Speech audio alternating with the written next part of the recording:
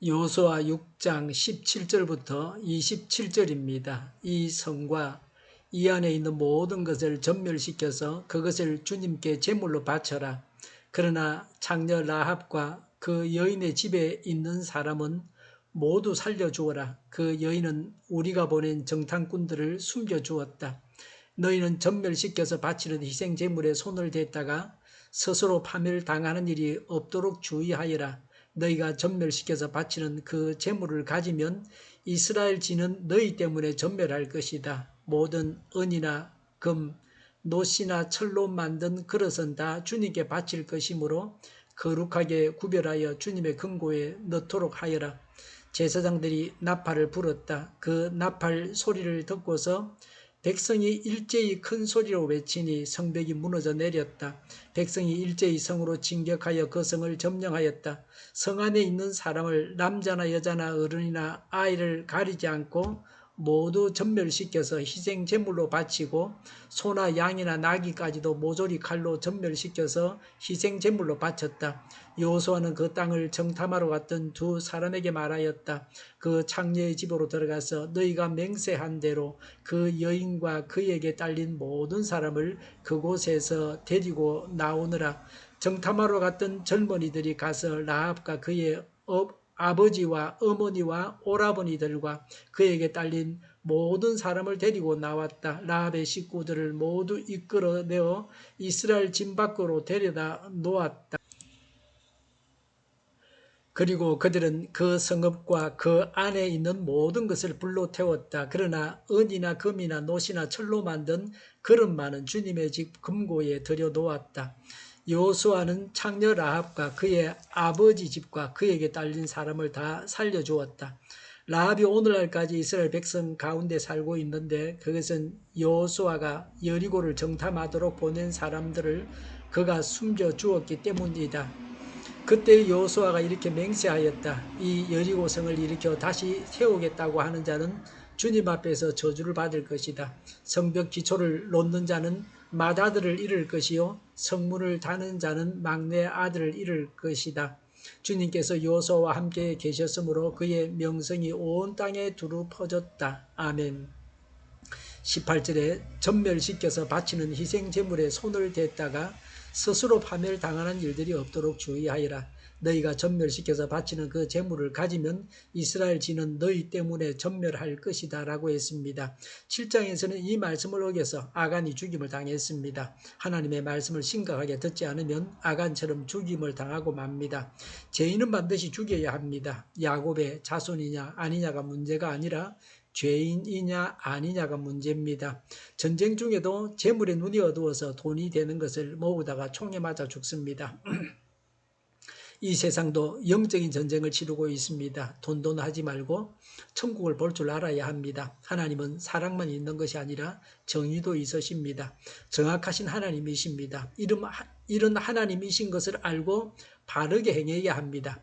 악을 행하는 자들의 최후가 어떠할 것인지를 경고하고 있습니다. 오늘날 세상과 교회 안에는 악을 행하고도 잘 사는 사람들이 있습니다. 우리는 세상에서 본 것만 믿지 말고 하나님을 믿고 바르게 살아야 합니다. 하나님의 것을 떼어먹지 말고 하나님께 바쳐야 합니다. 아간은 사는 사람들 중에서 죽었습니다. 그러나 죽는 사람들 중에 살면서도 사는 사람이 있었습니다. 17절에 기생 라합과 그 집에 있는 사람은 다 살려주어라. 왜 살려주어야 합니까? 17절과 25절에 정탐꾼을 숨겨주었기 때문입니다.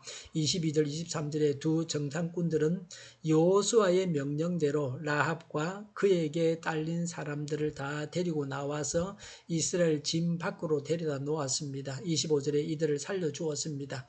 이스라엘 백성들과 함께 살게 했습니다. 라합은 유다 족장 살몬과 결혼해서 메시아의 조상이 되었습니다. 라합은 악한 세상에 살면서도 구원받은 사람의 예입니다. 우리가 사는 세상이 악해도 예수 믿는 자는 구원을 받습니다.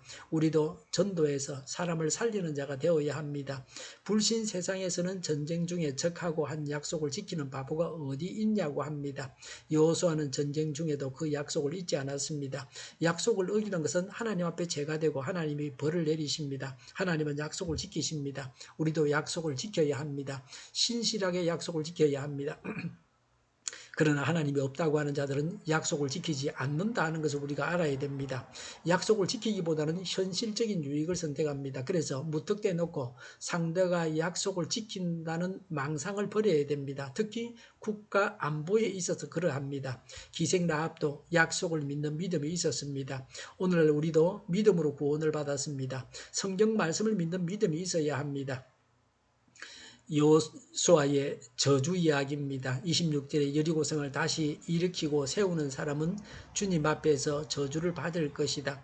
성벽 기초를 놓는 자는 맏아들을 잃을 것이요 성문을 다는 자는 막내 아들을 잃을 것이다 라고 했습니다. 500년 후에 아합 때에 여리고성을 재건한 자가 두 아들을 잃었습니다. 하나님의 말씀은 그대로 이루어집니다. 무서운 하나님이십니다. 하나님은 잊어먹지 아니하십니다. 여리고 성의 재건을 금한 이유가 무엇입니까? 황폐해진 여리고 성을 보면서 하나님의 은혜와 능력에 감사하여 하나님께 영광을 돌리기 위해서였습니다.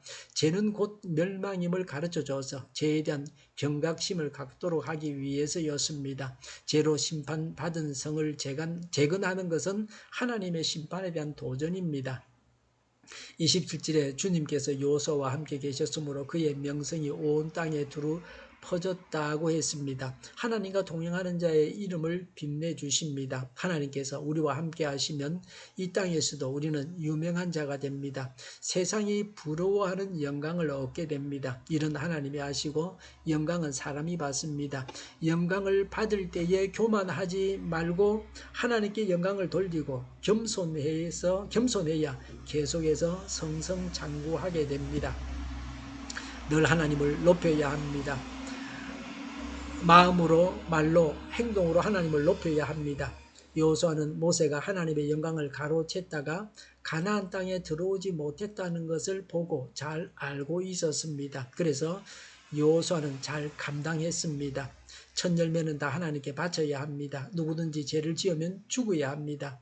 누구든지 예수 믿으면 삽니다. 하나님의 약속을 신실하게 믿어야 합니다. 하나님은 전능하신 분이십니다. 기도하면 다 이룰 수 있습니다. 하나님과 동행함으로 유명한 자가 되시기를 바랍니다. 기도하겠습니다. 첫 열매를 하나님께 바치게 하옵소서.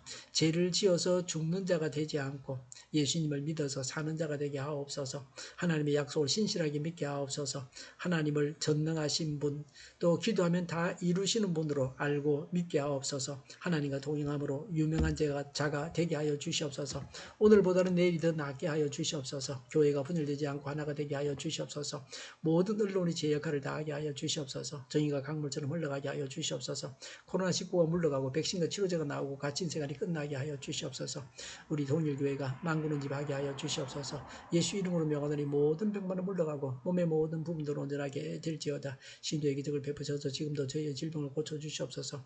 코로나19로 신음하는 모든 자들을 고치시고 온전케 하여 주시옵소서. 저희와 교회와 이 나라의 민족을 불쌍히 여겨 주시옵소서. 하나님께서 기뻐하시는 나라가 되게 하여 주시옵소서. 하나님 안에서 차고 넘치는 삶, 복된 삶을 살게 하여 주시옵소서. 오늘도 거룩한 주일을 잘 지키게 하여 주시옵소서. 감사와 찬양을 주님께 돌려드리며 예수님의 이름으로 기도하옵나이다. 아멘.